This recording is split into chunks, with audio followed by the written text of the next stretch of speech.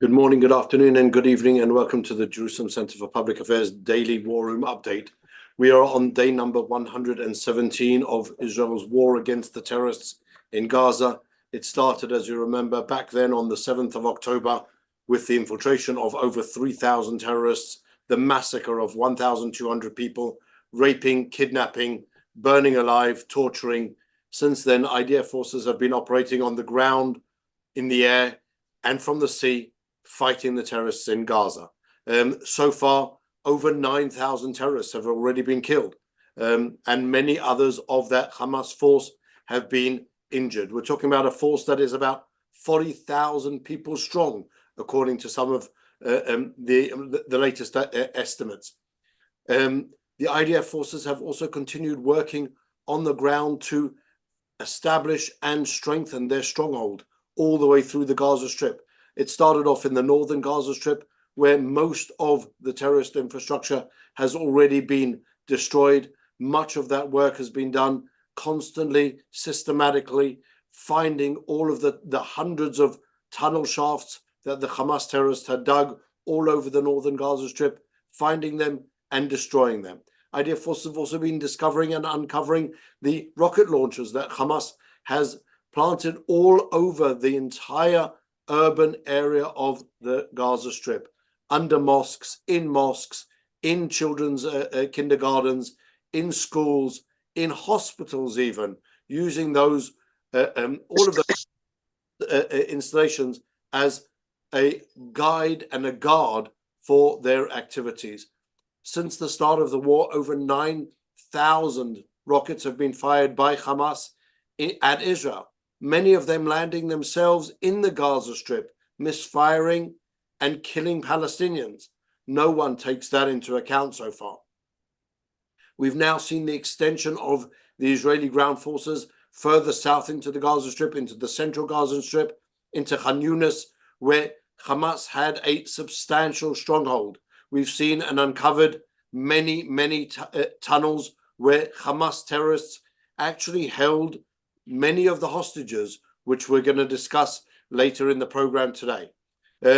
All the time, the IDF forces have been trying to also facilitate the introduction of humanitarian aid into the Gaza Strip.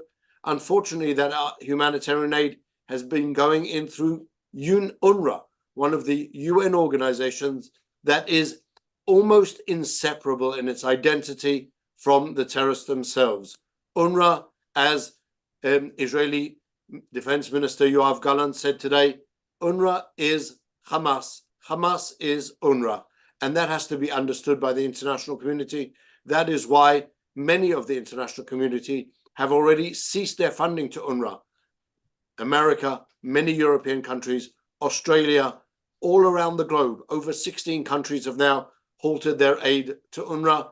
The discoveries, as we discussed yesterday, in extensive detail, was that at least 13 UNRWA employees participated directly in the October 7 massacre. Another 1,200 are estimated to be actual Hamas and Palestinian Islamic Jihad members.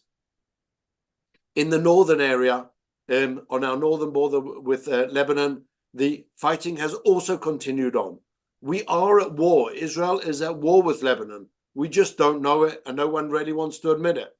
But in the last 3.5 months, the last 116 days, the war with Lebanon started the day after, on the 8th of October. The terrorists from Lebanon have fired over 2,000 rockets and anti-tank missiles at Israeli targets. They've killed 16 Israelis, and we in return have destroyed and targeted much of their terrorist infrastructure, killing over 165 of the Hezbollah terrorists.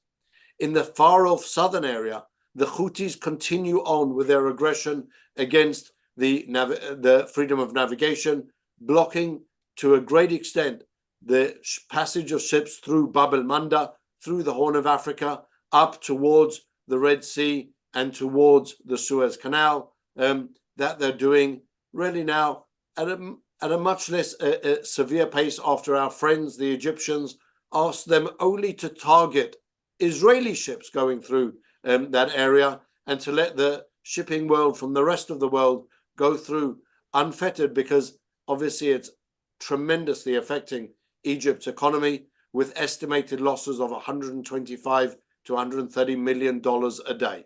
That's something which Egypt cannot afford. Egypt is in any case, really on the threshold of bankruptcy. It's involved in a very, very intensive conflict with Ethiopia about the source of the Nile. And so Egypt can really not suffer for a long time the loss of income caused by the Houthis. Within Israel, we've seen relative quiet. In Judea and Samaria, that is not the case. IDF forces since the 7th of October have arrested almost 3,000 terrorists, have seized over 500 weapons, and over 35 million shekel worth of terrorist funds. The terrorist attacks are continuing on nonetheless. And just today, we saw earlier in the day a terrorist attack in Hebron, a car ramming. Terrorist takes his car and plowed into Israeli soldiers. That is still a developing situation. It happened just about 2 hours ago. And so there aren't many more details that we can give on that. Now, as I mentioned, on the 7th of October, the Hamas terrorists not only killed, slaughtered, murdered, raped, but they also took 240 hostages. 240 hostages from many different countries. Some of them have already been released. Some of them remain in captivity. Now, as of today, there are at least 136 hostages held by Hamas. And we are constantly hearing reports and developing reports and new reports and breaking news. You can really add whatever superlative you'd like to put onto that, of a new hostage deal. We saw one about a month and a half ago, 2 months ago, when just over 100 hostages were released. Israel released 300 terrorists in return for that and allowed Hamas 10 days of a halt in the fighting. And now, just in recent days, we're hearing greater discussion on a potential additional deal. This is something which I'm going to discuss today with our resident expert, with Yoni Ben Menachem, a veteran journalist and expert in Arab affairs. Yoni, thanks for joining us today. Thank you for having me. Just to give people an idea of the dilemma that Israel is facing at the moment. We have 136 hostages being held by the terrorists in Gaza. We have thousands of terrorists in jail. The terrorists want Israel to surrender, stop fighting, release all the terrorists, and in return they will, as they say or they claim, they will release the hostages. Now, some of those hostages are people who were injured on the 7th of October. Some of them have undergone what appears to be torture in the interim period, and some of them we just have no information about. What is being discussed now, Yoni? I've heard different reports from one soldier or one hostage for every 3 terrorists, as was the key in the last hostage deal, to anything up to 250 hostages for every female soldier that's being held. What are we talking about, Yoni? What do these terrorists want? What do they want from us? What do they want in return for the release of the hostages?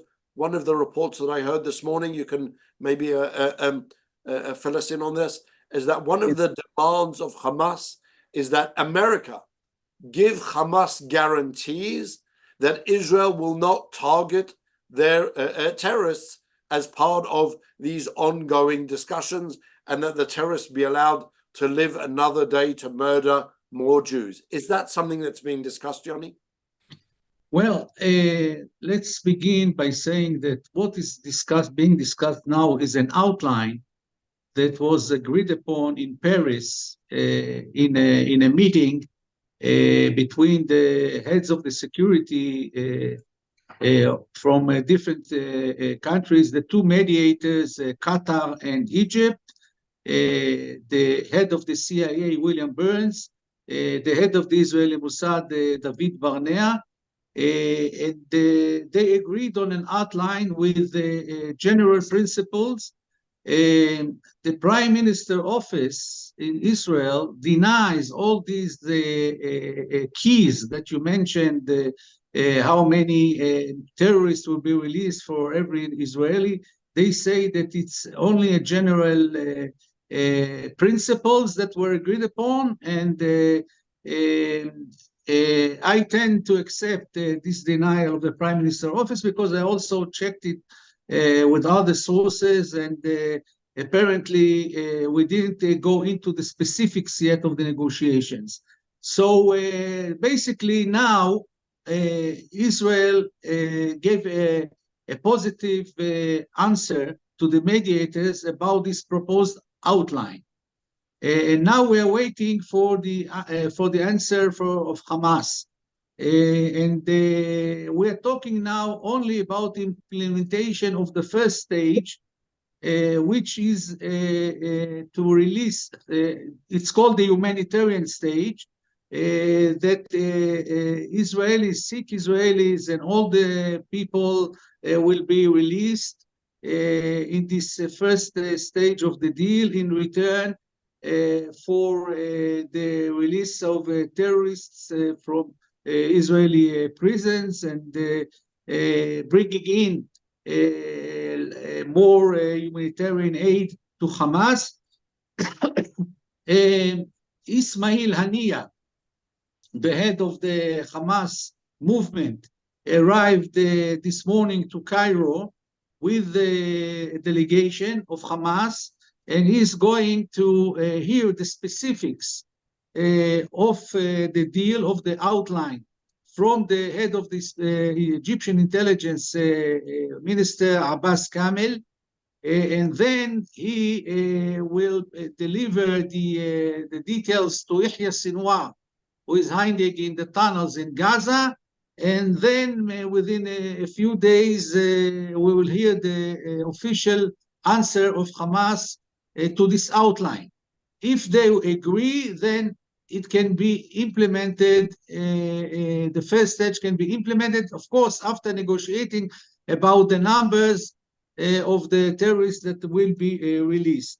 Hamas says that the answer that it will give to the mediators, whether they agree or not to this deal, is not only the answer of Hamas, because they held consultations with all the Palestinian faction in Gaza. So we have to remember that also Islamic Jihad is holding like 30 hostages, 30 Israeli hostages. So they say they will give an answer in the name of all the factions in the Gaza Strip. And the estimation among the people in Gaza close to Hamas is that they will give a positive response, but they will demand guarantees that Israel will end the war and withdraw completely from Gaza Strip. And we didn't go into the specifics yet of the terrorists that will be released. It seems that Yahya Sinwar and the military leadership of Hamas are hiding in Gaza, in the tunnels, in a very difficult place for the Israeli intelligence to locate. Also, the Israeli abductees are being held someplace very close to them. With Israeli intelligence haven't been successful in locating these places. This is why Sinwar is continuing with the psychological terror, psychological warfare, whatever you call it. Also, we have to remember that this pressure on the political echelon in Israel from the American side, and also from Israeli media. If you listen to what is going on in the studio medias in Israel, there's a mounting pressure on the political echelon to go forward and make the deal with Hamas. This is encouraging Yahya Sinwar, and he's toughening his positions and trying to blackmail Israel and to make more concessions. Unfortunately, in my opinion, of course, people may disagree with me, it seems that the political echelon, security echelon, did not learn the lesson from the Shalit deal. that was in 2011, which was a very dangerous precedent for Israel. In this deal, Yahya Sinwar was released in 2011 with more than 1,000 terrorists. After the Shalit deal, the political echelon appointed a special committee, which is called Shamgar Committee, to give recommendations for future deals of exchanging prisoners with the Israeli enemies. These recommendations of the Shalit Committee were submitted to the political echelon, but now it seems that the political echelon is ignoring all these recommendations of the Shamgar Committee. The Secretary of State, Tony Blinken, will come in the end of the week to Israel to try and push forward this deal of exchange of prisoners with Hamas. The Americans invested a lot of time and effort in advancing this outline, and they don't want to find a dead end in these negotiations. It seems that President Biden, he wants achievements because of the presidential campaign in the United States. And we also hear some leaks from the administration to the American media that if Israel will agree to this outline, it will have to stop to have a ceasefire for 45 days. And then we hear in the American media that it will be very difficult for Israel to resume fighting after 45 days. This is what the Americans are saying. It looks, Morris, that President Biden he wants to have a quick end for the war in Gaza, bring a long ceasefire, and finish with the release of the hostages. Apparently, the Americans estimate that Israel cannot defeat Hamas, and they are willing to settle with that.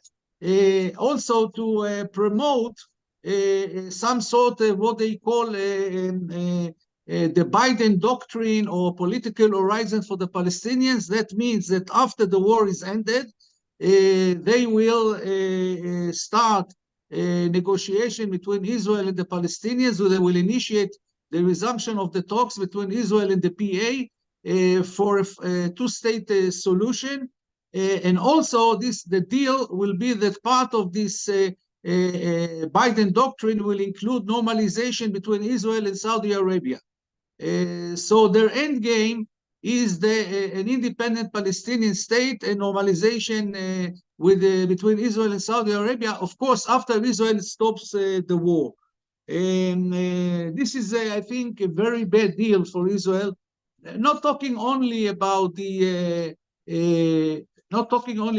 two-state solution. And an independent Palestinian state is a disaster for Israel. This is a stage of the plan of the Palestinians, both Hamas and the PLO, to eliminate the state of Israel. I'm talking about the deal from the security point of view, because when you ask the Hamas, when you ask the Palestinians how many terrorists Israel should release in this outline, this first stage of this outline, they don't go into saying thousands of terrorists. They say that is not so important. What is important is who will be released.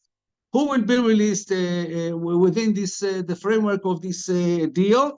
And I'll just give you some examples. They want all the terrorists of the Nukhba that are arrested in Israel, those who committed the murders, the rapes of women, the beheading of children and babies in the settlements near Gaza, Israeli settlements near Gaza on October the 7th, they want them to be released. They are demanding the release of Abdallah Barghouti, one of the, of course, you are familiar very good with his names. Abdallah Barghouti is one of the military wing commanders of Hamas in Judea and Samaria, who is spending 67 imprisonment penalties in Israeli prison. Marwan Barghouti, the architect of the Second Intifada, the terror architect of the Second Intifada, who is was convicted for 5 life imprisonment in Israeli jail for killing 5 Israelis. Ibrahim Hamed. Four Israelis, Yoni, and a Greek priest. Yes, Ibrahim Hamed and Abbas Said, also the leaders of the military wing of Hamas, were responsible for the death of hundreds of Israelis.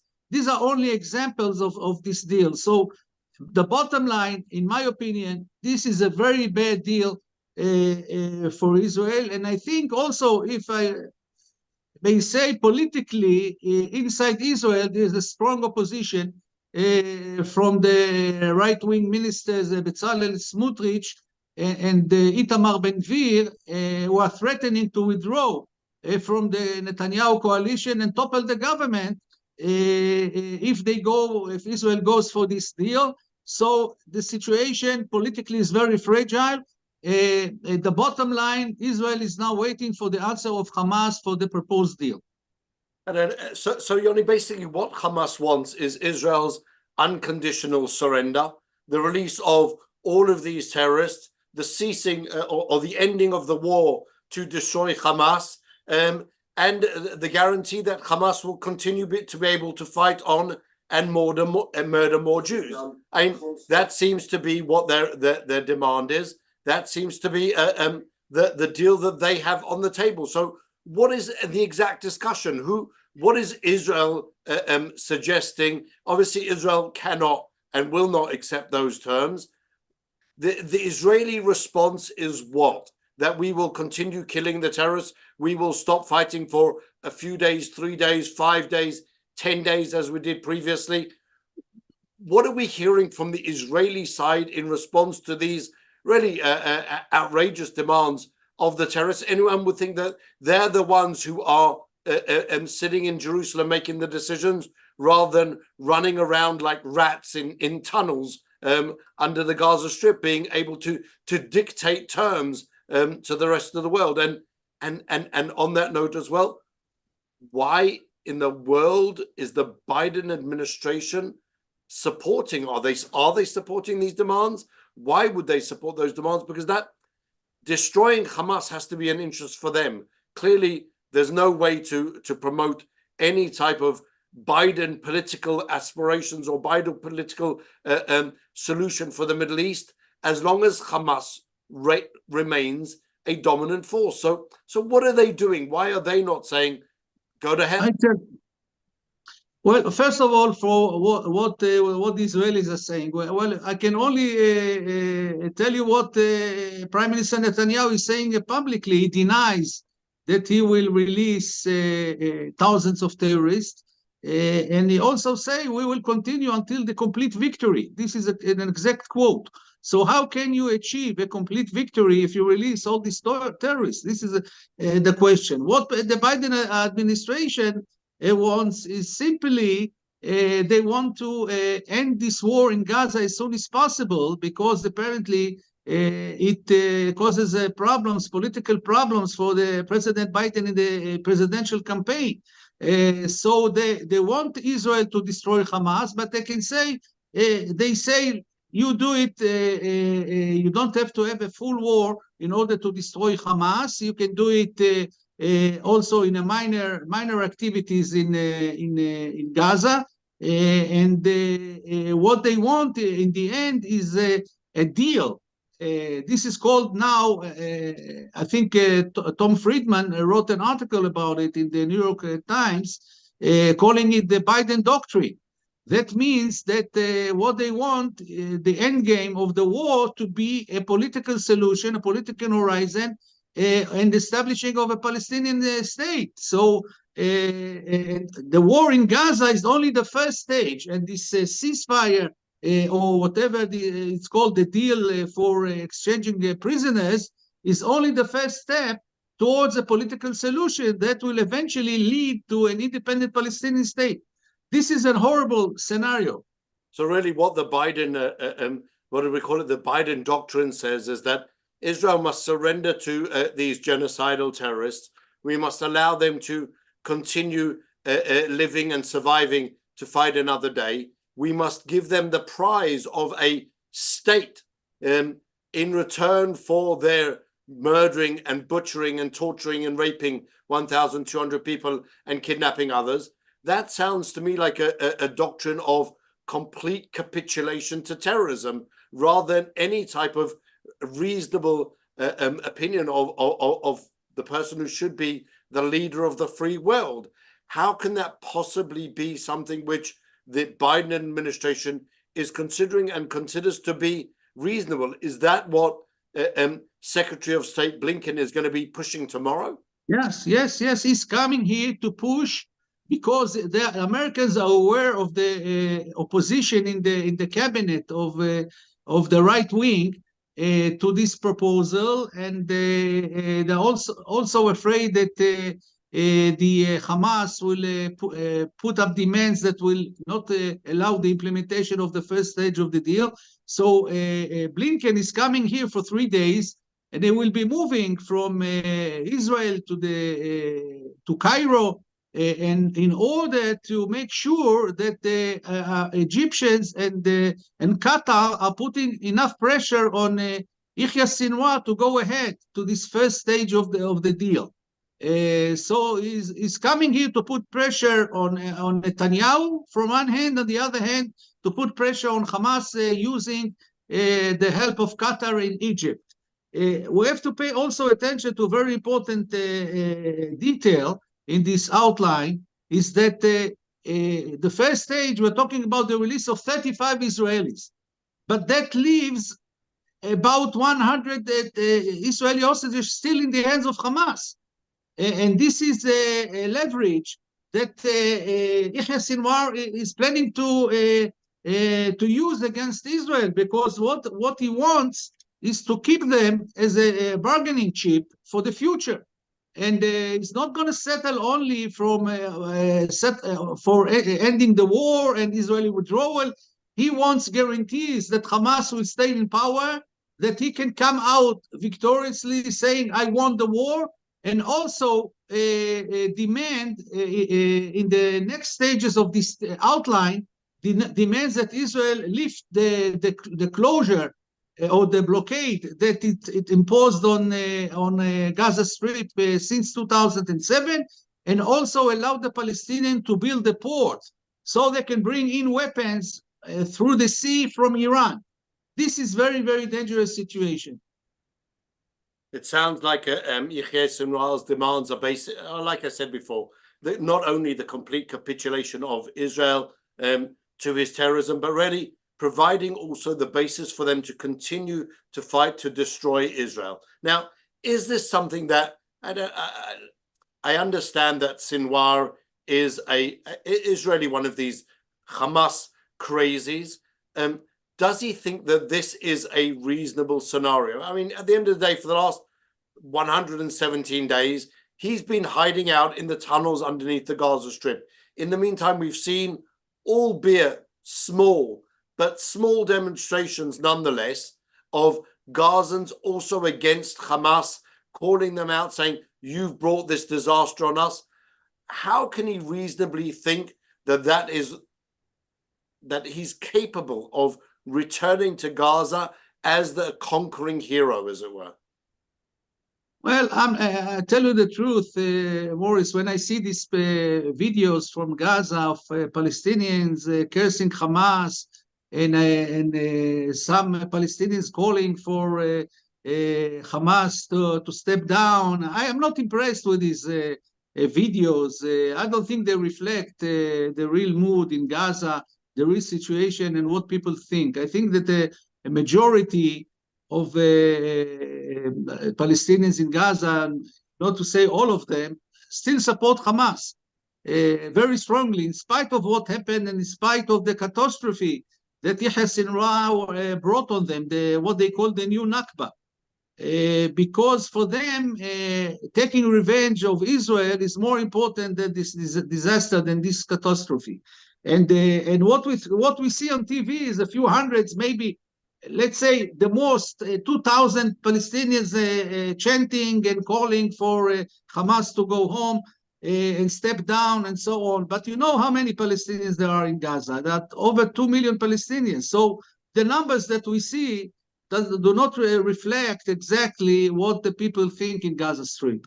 So I'm not impressed with this thing. And we have to understand that the only way to change the Hamas approach and to maybe have better deals for this exchange of prisoners is to increase the military pressure on Hamas.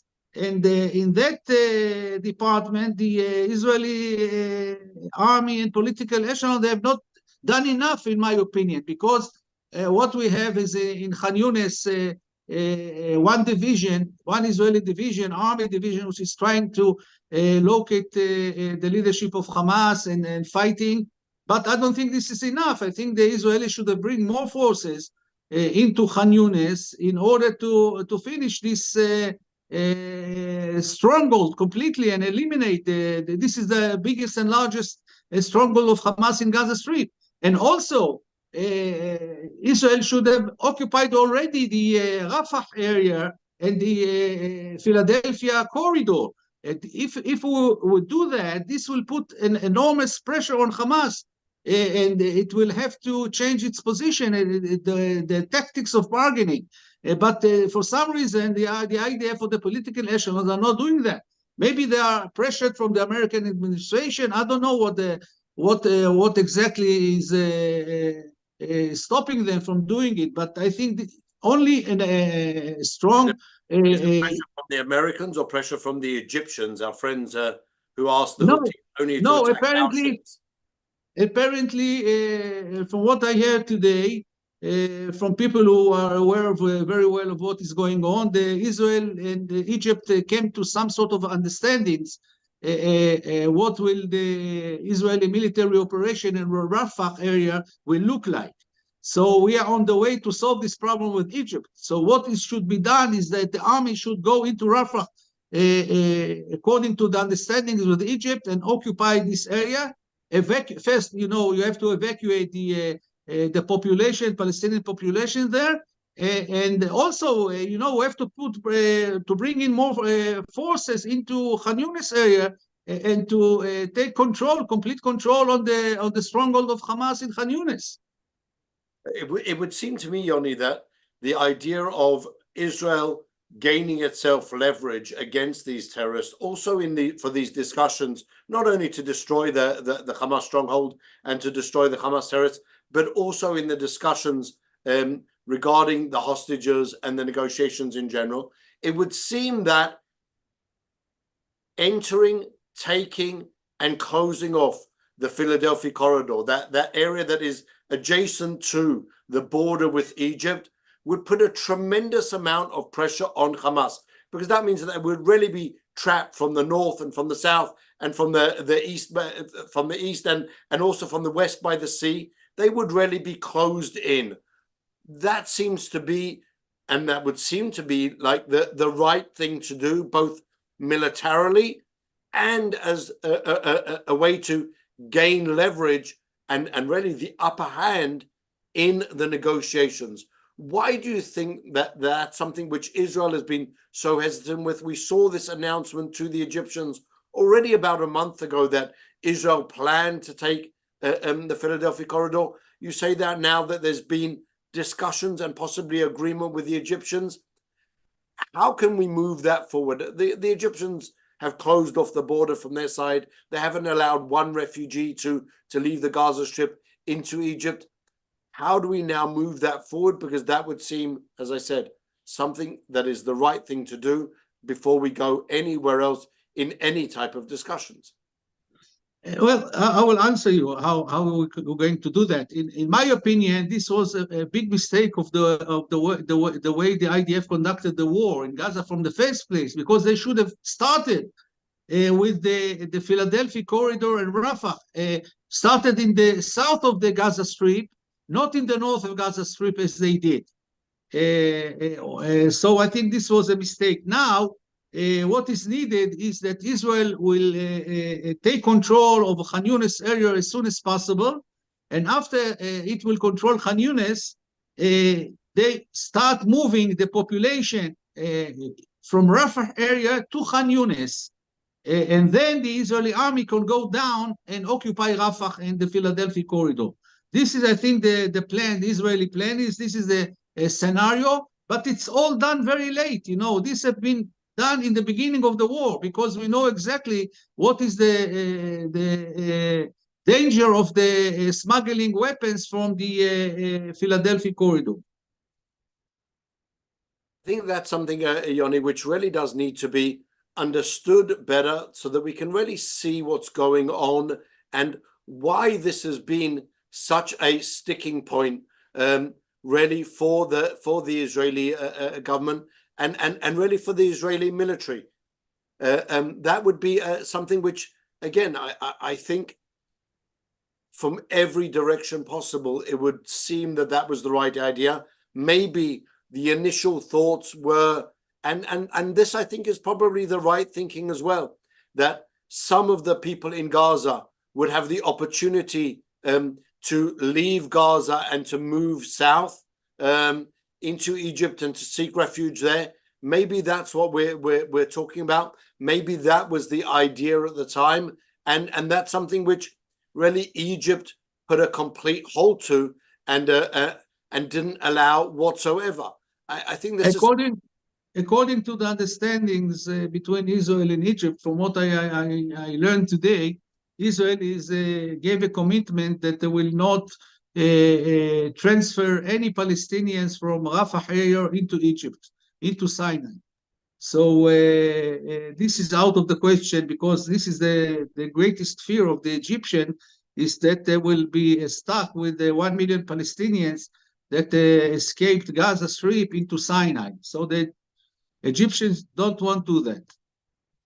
Well, so I understand that the Egyptians, and quite rightly so, and I don't think Israel ever intended to forcibly evict or force out the Gazans into the Sinai.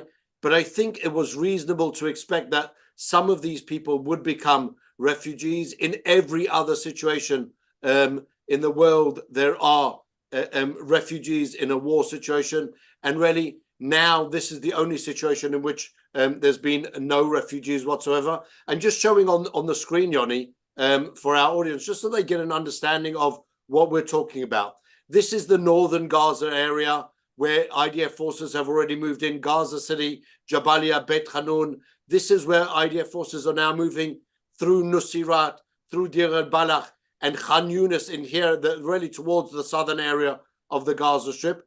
And this, where I'm showing you now on the screen, adjacent to Egypt, this is the Philadelphia corridor. This is the area under which really there are estimated to be thousands of tunnels through which weapons have freely flown from the Egyptian side into Gaza. Korean weapons, Chinese weapons, all types of weapons that we've found on the terrorists in the last 3.5 months. These are the tunnels through which the heavy engineering equipment that was smuggled into the Gaza Strip that was needed to cut out all of these tunnels 20 meters deep and kilometers long. Really phenomenal engineering feats in an area that is so close to the sea and in an area which is technically flooded with water. And that's something which really took quite extensive both knowledge and capabilities. And that's what we were talking about, closing off this area, the IDF seizing this southern area and ensuring that we can move up in almost a pincer movement, both toward from the south and from the east and from the north, and make sure that the terrorists are really feeling that pressure from every direction. That's something which I think needs to be clearly done. Yoni, where do we go with these negotiations? I think it's just unbelievable to hear, truly unbelievable to hear that Ismail Haniyeh is now going to be traveling from Qatar, this terror supporting country, so freely to Egypt. This is the head of Hamas. He should be in a prison cell. He should be hanging from from the nearest, really from the nearest tree as well. And yet he seems to be traveling around the world as he's exceptionally rich. $5 billion is his estimated worth. Traveling around as if there's no restrictions. What's that about? This is, this is the failure of Israeli diplomacy, because these people are master terrorists. They should have been arrested by the Interpol. They should have been arrested, should be assassinated by the Israeli Mossad. As you remember, in the beginning of the war, Prime Minister Netanyahu said that he gave an order to the head of the Mossad to assassinate all the leaders abroad. Now, I would not be surprised if Hamas now demand in these negotiations for the release of the hostages, they will demand guarantees that Israel will stop the targeted killings of the leaders of Hamas. This is also something that we have to think about. So this whole deal is a big mistake of the Israeli government, in my opinion, and I don't know why they are doing that, why they are yielding to the American pressure, to the Israeli media pressure. Israel should be strong, the political echelon should be firm, and first try to defeat Hamas before making any deals. We haven't been doing enough as far as the military pressure is concerned to put the pressure on the leadership of Hamas. If we do that, this will change the whole picture, and there's still time to do it. We don't have to accept this deal now. The only hope is that Hamas will reject this deal, and maybe the right-wing ministers, Smotrich and Ben Gvir, will put a threat on the table to Netanyahu that they are going to withdraw from the coalition and topple the government if he goes for this deal. This is a horrible deal. So one of I think the only operative orders of the ICJ judgment was the release of the terrorists. It doesn't seem that we're ever going to get there, which I think really calls into question that whole judgment on the one hand. On the other hand, Yoni, what we've also seen in Israel is not a small amount of pressure, and this is maybe the other side of the coin, from the families of the victims and the families of the hostages. There we have, I was in contact today with two of these families, really unbelievable situations where their loved ones are being held, assumingly alive, in the Gaza Strip by these terrorists, and they are putting on a tremendous amount of pressure onto Israel's government to release the hostages almost at any cost. Today, I read an article in Politico that said something quite amazing, that the body that's trying to organize or is claiming to organize some of the families of the hostages is actually being advised by people who are in contact with the Qataris. So the Qataris, on the one hand, are funding Hamas to take hostages and to murder Jews. On the other hand, they're advising the families of the hostages to similarly put pressure on Israel's government. It seems like Qatar is pulling all of the strings here. This is not new. It's unbelievable. This is not new. Qatar is Hamas, and they have always been playing a double game. And even Netanyahu attacked them, as we heard in one of the leaks from the meeting with the families of the abductees. Also, Netanyahu attacked Qatar. We know what Qatar is. So after the war is ended, Israel should consider very seriously about the relations with Qatar. Qatar is Hamas. We should not trust Qatar. They are playing a double game. And yes, I read this report that you mentioned. This is really astonishing. It's unbelievable that Qatar is allowed to enjoy that position. Qatar, we have to devote really an entire program to. Maybe what explains that American desire to put all of the pressure on Israel rather than trying to influence in any way Qatar is the fact that the US just signed a new deal to renew its military base in Qatar for the next 10 years. This, I would assume, was part of the deal to, we'll give you the land to continue your military presence in the area as long as you sold out Israel. That could be part of the deal? Yeah, definitely. You know, I don't blame the Americans. You know, they have their own interest. And I can also understand the political interest of President Biden, because he wants to be reelected. And according to the polls in the United States, Trump is leading. So I understand his political position, but we cannot agree that it will be on Israel's expense. I mean, President Biden is a great friend of Israel, but you know, there is a limit.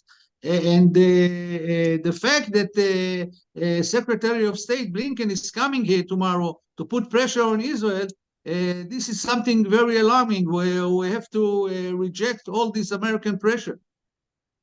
Yoni, unfortunately, we're leaving. We've unfortunately run out of time, and we're leaving our audience on a particularly bleak note that would seem to suggest that America's interests and self-interests are really winning out on Israel's interests and the interests of Israel and its ability to even survive and to defeat the Hamas terrorists. That seems to be just a very bad trajectory that this war seems to be taking at the moment. And this deal for the release of the hostages, whilst obviously we need to do as much as we can to release all of the hostages and as soon as possible, this shouldn't be at any price, because if it's at any price, it would mean allowing these terrorists to survive another day. They will never be our friends. They will never become our friends. They will continue to seek our demise and the destruction of Israel. And this should not be the price that Israel pays for the release of the hostages. I know that's a difficult position. I know that every single one of these families has loved ones that are being held by the hostages. And were I in that situation, I'm sure that I would be pushing just as much. There's the famous story of Gula Cohen, who as a minister in the government was asked, well, what would you do if your son Tzachi was taken by the terrorist hostages? And she said, I would be out on the streets demonstrating, raising all hell all over the country. But then when I went into the cabinet room, I would be telling everyone else, you have to ignore all of these noises from outside and decide what is best for Israel long term. The Palestinians celebrate, literally celebrate, 41 different instances in which thousands and thousands of terrorists have been released, many of them returned again and again and again to murder Jews. Releasing terrorists is just not a good idea for Israel's security. Yahya Sinwar, the architect of the October 7 massacre, was in prison and he was released. Many others of those released in the Shalit deal also participated in different capacities in that massacre. It was just a bad deal. That deal resulted in the murder of 1,200 people. And any further deal like that would again result in thousands of Jewish deaths. To all of you watching us, thank you for joining us. You can join us via our Zoom link on our website on the jcpa.org. You can also join us via our YouTube channel. You're invited to subscribe there. I would just remind everyone that the JCPA is an organization that functions on donations and solely on donations. We now have a new opportunity to donate via credit card as well. We ask you to do the best that you can in order to help us to continue doing the work that we do and to bringing you the context and the analysis that we are providing and really pushing Israel's best interests as we see them. In the meantime, Shabbat Shalom to everyone. Just a reminder that we don't have a program tomorrow, Shabbat. We will see you again on Sunday at 4 p.m. Israel time. Until then, keep safe. Yoni, thank you very much. And thank you very much. Shabbat Shalom.